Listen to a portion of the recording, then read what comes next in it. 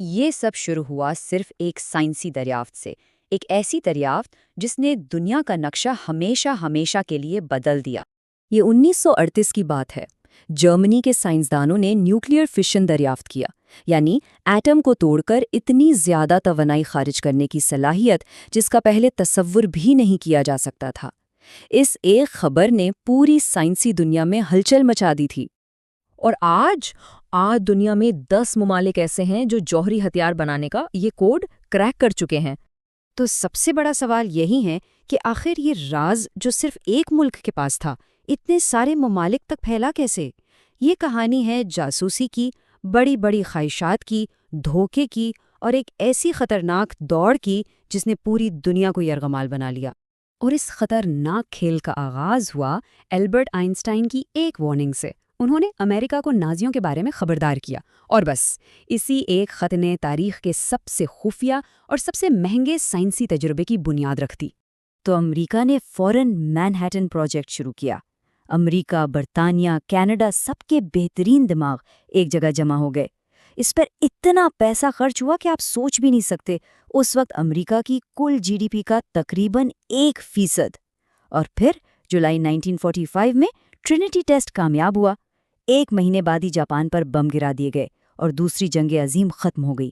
دنیا واقعی ہمیشہ کے لیے بدل چکی تھی۔ لیکن امریکہ کی یہ بادشاہت زیادہ دن نہیں چلی۔ جیسے ہی دوسری جنگ عظیم کی آگ ٹھنڈی ہوئی، ایک نئی سرد جنگ کے شعلے بھڑکنے لگے۔ سب سے پہلے سوویت یونین نے بازی ماری۔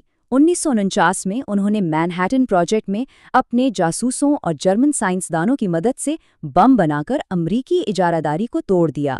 پھر باری آئی برطانیہ کی۔ جب امریکہ نے ان سے معلومات شیئر کرنا بند کر دیے تو انہیں بڑا جھٹکا لگا، تو اپنی عالمی طاقت بچانے کے لیے انہوں نے 1952 میں اپنا بم بنا لیا۔ اور پھر فرانس۔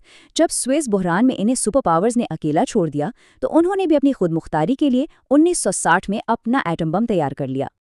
اچھا، یہ جو پہلے بم تھے نا، انہیں کہتے ہیں فشن بم۔ یہ یورینیم جیسے بھاری آٹم کو توڑ کر اپنی توانائی نکالتے تھے۔ لیکن کہانی یہاں ختم نہیں ہوئی۔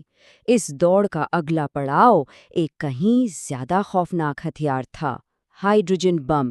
یہ ایٹموں کو توڑتا نہیں بلکہ ہلکے ایٹموں کو جوڑ کر توانائی بناتا ہے، بالکل ویسے ہی جیسے سورج کام کرتا ہے۔ اور یہ تباہی کی طاقت میں ایک زبردست چھلانگ تھی۔ سوچیں، یہ نئے تھرمو نیوکلیئر بم ہیروشیما والے بم سے سینکڑوں گنا زیادہ طاقتور تھے۔ خود اوپن ہائمر جیسے سائنسدانوں نے اس کی مخالفت کی، اسے نسل کشی کا ہتھیار کہا۔ لیکن اس وقت تک یہ دوڑ کسی کے روکے نہیں رک رہی تھی۔ تو اب کھیل بدل رہا تھا۔ اب فوکس سرد جنگ کی سپر پاور سے ہٹ کر نئے علاقائی جھگڑوں پر آ گیا تھا، اور اسی نے نیوکلیئر پھیلاؤ کی اگلی لہر کو جنم دیا۔ 1964 میں چین بھی اس کلب میں شامل ہو گیا۔ اپنے پرانے دوست سوویت یونین سے جب ان کے تعلقات بگڑے تو چین کو یہ سب اکیلے کرنا پڑا، اور انہوں نے دنیا کو حیران کر دیا۔ صرف 2.5 سال کے اندر فشن بم سے سیدھا ہائیڈروجن بم تک کا سفر طے کر لیا۔ یہ ایک ریکارڈ تھا۔ پھر شروع ہوئی بھارت اور پاکستان کی دشمنی کی ایک نئی داستان۔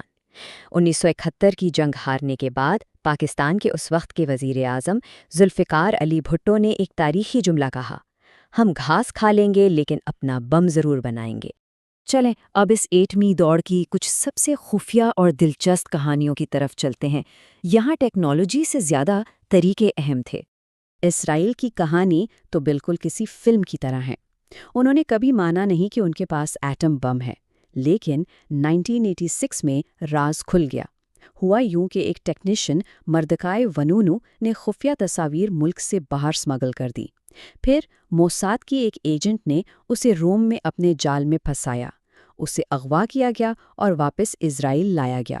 اسے 18 سال جیل میں رہنا پڑا، لیکن اس کی قربانی نے دنیا کو اسرائیل کا سب سے بڑا راز بتا دیا۔ پاکستان کی کہانی بھی کسی جاسوسی ناول سے کم نہیں۔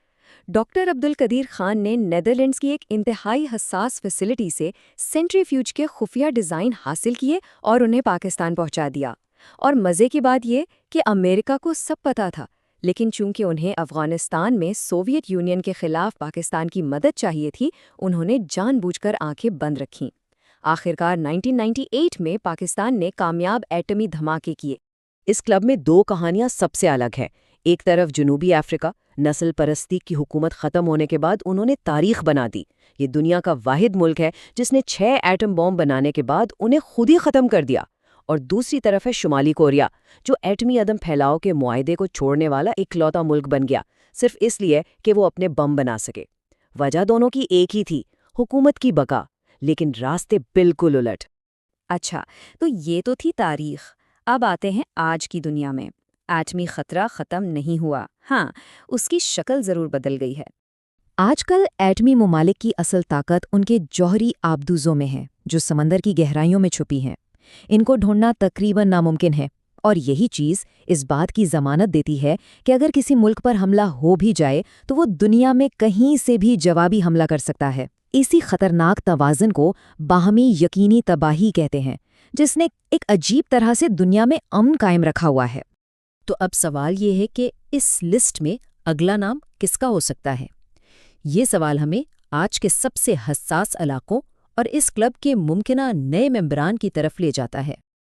اب ہم ایک نیوکلیئر گرے زون میں داخل ہو چکے ہیں۔ جاپان جیسے ملک ہیں جن کے پاس ٹیکنالوجی بھی ہے اور مواد بھی، وہ چاہیں تو مہینوں میں بم بنا سکتے ہیں۔ عراق اور شام کے پروگرام تو اسرائیلی حملوں میں تباہ ہو گئے۔ آج ساری دنیا کی نظریں ایران کے یورینیم افزودگی کے پروگرام پر ہیں، اور اب پاکستان جیسی طاقتیں ایک نیا کردار ادا کر رہی ہیں جو امریکہ اور ایران جیسے بڑے تنازعات میں ثالثی کے لیے سامنے آ رہی ہیں۔ تو آخر میں سب سے اہم بات یہ ہے، یہ ٹیکنالوجی اب کوئی راکٹ سائنس نہیں رہی۔ اس کے نقشے، اس کے ڈیزائن سب معلوم ہیں۔ اب اگر کوئی نیا ملک ایٹم بم بناتا ہے تو اس کی وجہ سائنس کی کمی نہیں ہوگی، بلکہ صرف اور صرف عالمی سیاست اور سفارت کاری کی ناکامی ہوگی۔